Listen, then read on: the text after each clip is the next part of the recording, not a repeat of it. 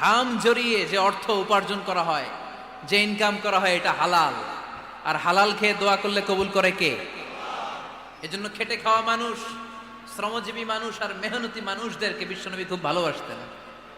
তারা বিশ্বনবীর বন্ধু আর বিশ্বনবী ছিল তাদের বন্ধু। সুবহানাল্লাহ পড়েন। এত ভালোবাসতেন বিশ্বনবী খেটে খাওয়ার মেহনতি মানুষদেরকে। সব সময় বিষ্ণু ইসলাম তাদের জন্য দোয়া করতেন।